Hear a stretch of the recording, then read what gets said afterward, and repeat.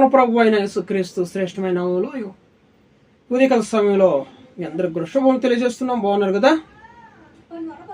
మరి ప్రభు నిండుకాల సమయం అంతా కూడా మనల్ని కాచి కాపాడి ఇది మనం బహుమానంగా ఇచ్చినాడు కాబట్టి ఆయన పరిశుద్ధ నామానికి మహిమ కలుగును గాక.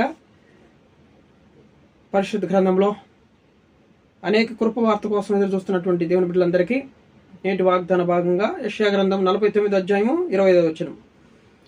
యెషయా గ్రంథము 49వ అధ్యాయము 25వ వచనం. యెహోవా ఇలాగ సెలవిస్తున్నాడు, బలాఢ్యులు చెరపట్టబడిన వారు సహితము విడిపింపబడుదురు, భీకరులు చెరపట్టబడిన వారు విడిపింపబడుదురు. నీతో యుద్ధం చేయవారితో నేను యుద్ధము చేయదును, నీ పిల్లలను నేనే రక్షించేదను. ప్రైజ్ ది లార్డ్, హల్లెలూయా. దేవుడు అండి, నీ పిల్లలను నేనే రక్షించేదను అంటున్నాడు దేవుడు ఈరోజు. ఎస్, పిల్లల్ని రక్షించగలిగినటువంటి శక్తివంతుడు ఆయన. మోషే పుట్టినప్పుడు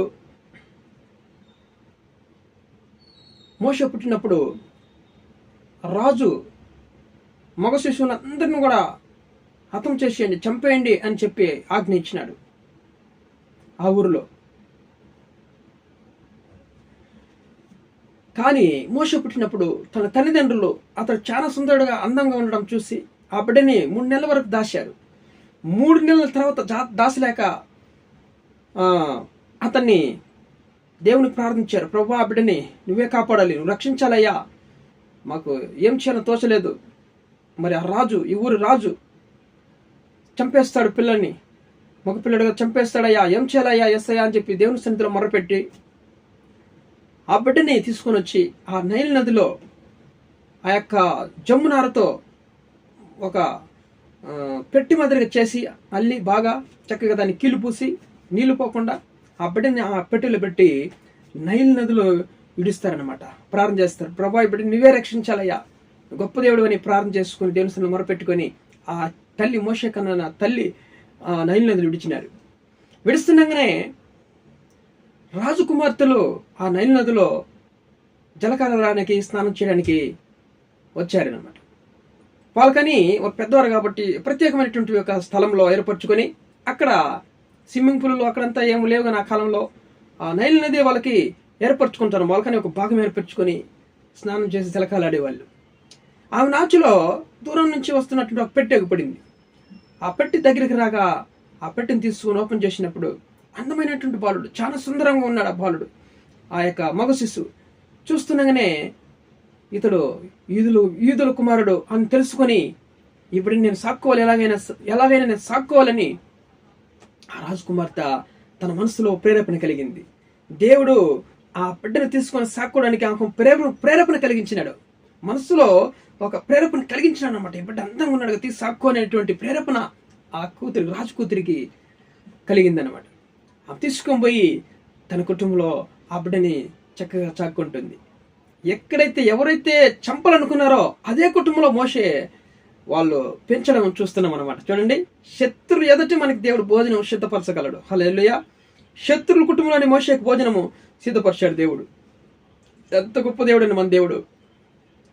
రాజు గృహంలోనే ఏ రాజు అయితే చంపాలనుకున్నాడో ఆ బిడ్డని అదే గృహంలో ఆ బిడ్డని పెంచడానికి దేవుడు అనుమతి ఇచ్చాడు. దేవుడు నామానికి మహిమ కలిగిన గాక. చూడండి, ఈరోజు మన పిల్లలను కూడా దేవుడు రక్షిస్తానంటున్నాడు.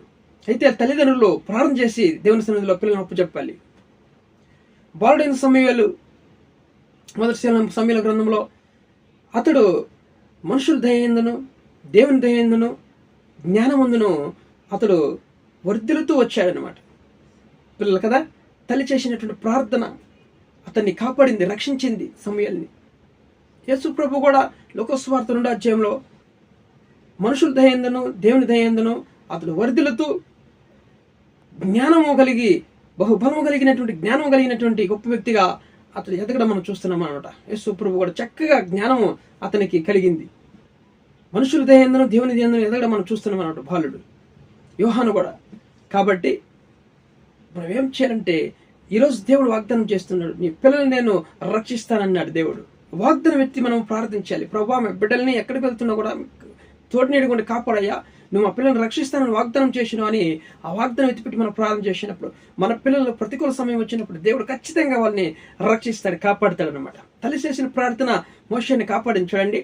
లేదంటే రాజు వాళ్ళ కంట్లో పడితే, రాజు కంట్లో పడి ఉంటే అక్కడే తల్లి కళ్ళ ముందరనే అతను చంపేసి ఉండేవాడు. ఎంత బాధ కలిగి ఉండేది తల్లికి. కానీ ఆ తల్లి ప్రార్థన మోషేని రక్షించింది, కాపాడింది. ఈరోజు కూడా మన ప్రార్థన, తల్లిదండ్రుల యొక్క ప్రార్థన పిల్లల్ని రక్షిస్తుంది, కాపాడద్దండి. ఎక్కడికి వెళ్తున్నా ఉన్న బిడ్డలకి ప్రార్థన నేర్పించండి, ప్రార్థన చేసి పంపించండి. పిల్లల కోసం కన్నీరు విడిచి ప్రార్థన చేయండి. మోషే తల్లి ఎలాగ ప్రార్థన చేసిందో ఆమె అలాంటి ప్రార్థన మనం చేయాలన్నమాట. దేవుడు ఈరోజు వాగ్దానం చేస్తున్నాడు, నేను మీ పిల్లల్ని రక్షిస్తాను, నేనే రక్షించదును, భయపడకండి, నేను గొప్ప దేవుడిని, పిల్లల్ని రక్షిస్తానన్నాడు. మోషే కాపాడిన దేవుడు ఈరోజు మన పిల్లల్ని కూడా దేవుడు కాపాడుతానని వాగ్దానం చేస్తున్నాడు. దేవుడు మాటల్ని ఎత్తి మనం ప్రార్థిస్తున్నప్పుడు దేవుడు మన పిల్లలకి జ్ఞానమును ఆరోగ్యమును ఆయన కాపాడి రక్షించును గాక. దేవుని నామమునకు మహిమ కలుగును గాక. ప్రార్థన చేసుకుందాం. ప్రేమ కలిగినటువంటి మా ప్రియ పరలోకపు తండ్రి, మీ ఘనమైన నామమును బట్టి స్తుతిస్తున్నాం నాయన.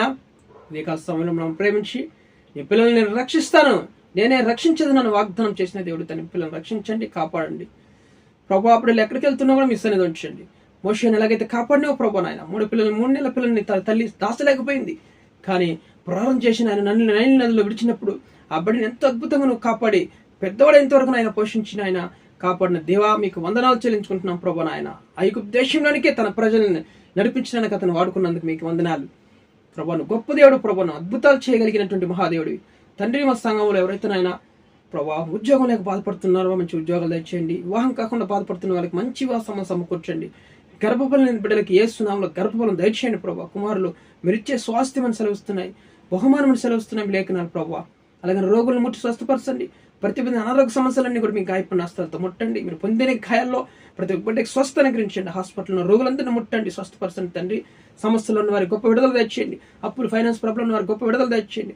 ప్రయాణస్తులందరినీ కాపాడండి. ప్రతి విధమైన కీడు నుంచి తప్పించండి. యాక్సిడెంట్ కలిగిన దురాత్మను యేసునామములో బంధిస్తున్నాం తండ్రి. క్షేమం తెచ్చేయండి. వెడ్డింగ్ డే యానివర్సరీ జరుపుతున్న బిడ్డలకి మరొక అవకాశం తెచ్చేయండి ప్రభావ. మరొక జీవకరిని అనుగ్రహించి కాపాడండి. మీ నామానికి మహిమ తెచ్చుకోమని ప్రార్థిస్తున్నాం. కుటుంబంలో సమాధానం ఐక్యత తెచ్చేయండి ప్రభావ. తండ్రి మీకే వందనాలు, కృతజ్ఞతాస్తుతులు చెల్లించుకుంటూ సమస్త ఘనత మహిమ ప్రభావాలు మీకే చెల్లిస్తూ యేసు క్రీస్తు జీవం కలిగిన నామములో ప్రార్థన అడిగి వేడుకొని పొందిన పరలోకపు తండ్రి, ఆమేన్.